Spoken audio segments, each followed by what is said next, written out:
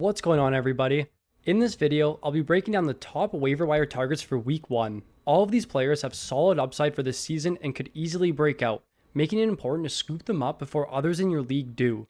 Before we jump into this video, make sure you check out the video description. We have so much content to look forward to, so make sure you hop in our Discord, check out our website, and toss us a follow on Twitter to make sure you're fully prepared for this season. If you want access to our projections, our trade analyzer, the Fantasy Puck League, and more, head over to our Patreon. The link is in our description. Without further ado, let's jump into our top waiver wire targets for week 1. The first player that I would look to add for week 1 is Jordan Kyrou of the St. Louis Blues. The 23-year-old is entering his 4th season with the Blues and is looking to build off of a solid career year he had in 2020. In just 55 games, he scored 14 goals, 35 points, while playing just 14.25 per night.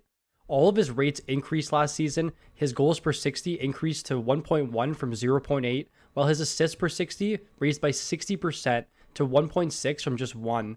His significant increase in responsibility last season proved to be worthwhile for the Blues. Kyrou spent time skating on the first, second, and third line while garnering time on the second power play.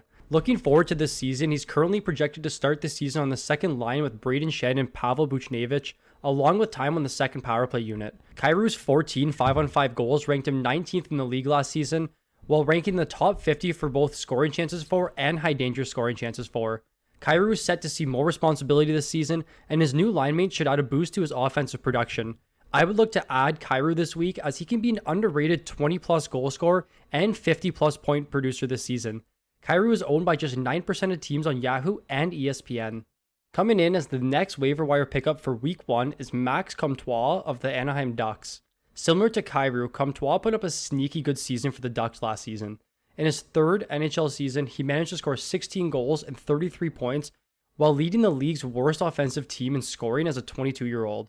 Comtois' 17% career shooting percentage does seem a little high relative to the rest of the league, but in a 94-game sample, this may be where he sits throughout his career. His offensive production skyrocketed last season. He raised his goals per 60 to 1.1 from 0.7, his assists per 60 to 1.2 from 0.9, and his shots per 60 to 6.6 from 4.7.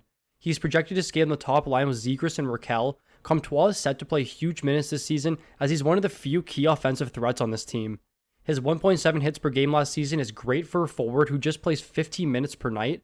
And if we see a rise in minutes, which I do think is likely, Comtois could be a sneaky 30-goal forward with the 150-plus hits.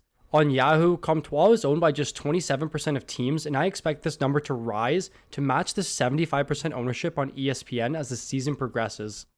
Moving on, we have Tyler Johnson of the Chicago Blackhawks. Johnson's 9-year career with the Lightning is over, and he now sees himself in a Blackhawks team that's looking to make one final push, with Kane and Taves reaching the end of their careers. The 30-year-old has had some sneaky good seasons with the Lightning early in his career, but over the last 3 seasons, Johnson has failed to post 50 points or more. Luckily for Johnson, though, he is part of the Blackhawks' plan, and in preseason, he's been centering Kane and DeBrincat, along with skating on the top power play unit. These factors alone make Johnson a worthwhile pickup, and although I didn't think he would stay on the top line, it seems as though they really like their chemistry. If Johnson could maintain his role with Kane and DeBrincat, he could be in line for a pretty big season, but maybe not the 72-point season he put up in 2014, but a 25-goal, 50-point season is definitely doable, especially if he finds success on the top power play. His underlying stats have decreased pretty steadily over the last 3 seasons, but if he can go back to the 2.2 points per 60 and 8.1 shots per 60 that we saw in 2017, Johnson can be a force with the Hawks, and he's virtually unowned on both platforms, with 23% of teams owning him on Yahoo and just 8% of teams owning him on ESPN. Up next, we have Connor Murphy of the Chicago Blackhawks. Murphy is one of the marquee defensive defensemen on the Hawks, and he's going to be someone they rely on heavily this season, especially for the penalty kill and shutting down opposing teams' top lines.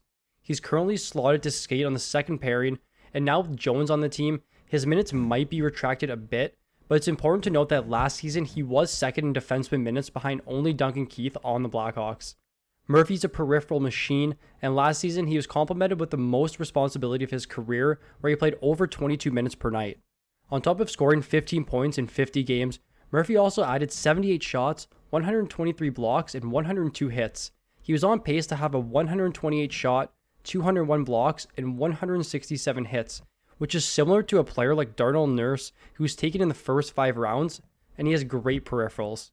For viewers in leagues that incorporate these categories, Murphy can provide a ton of value, especially with his extremely high 2.46 blocks per game rate. He's a solid support defenseman, and if his minutes continue to rise this season, he could lead the NHL in blocks while adding over 100 shots and 150 hits. At 11% ownership on Yahoo and 10% ownership on ESPN, Murphy is basically unknown across many leagues. The final waiver wire pickup for Week 1 is Jesse Puljujarvi of the Edmonton Oilers. I've been preaching Puljujarvi in preseason, and as for the first game, he slotted to scale on the top line with McDavid and Draisaitl. I don't have to speak to his line mates at all, but early on it's evident that Edmonton likes the McDavid-Puljujarvi combination, and it makes sense as Puljujarvi is a solid net front presence and gets in the dirty areas to give McDavid plenty of open ice. Puljujarvi saw a significant increase in responsibility last season, but this came after playing a full year in Finland in 2019.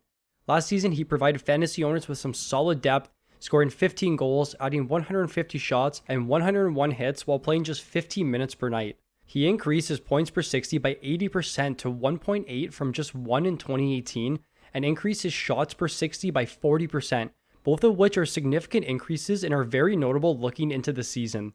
Under the assumption that Puljujarvi skates with McDavid for most of the year, and that his minutes increase to over 16 or 17 per night, his ownership on both ESPN and Yahoo is likely to skyrocket as the season progresses. As of right now, Puljujarvi is owned by just 44% of teams on Yahoo and 35% of teams on ESPN. That'll do it for our Week 1 top waiver wire targets video. If you enjoyed the video, please leave a like, and if you're new to the channel, please subscribe. As the Fantasy Puck community prepares you for this season, click the link in our description and check out all of our content channels to ensure that you're fully prepared for this NHL season. Thank you for watching, and I look forward to seeing you all in the next one.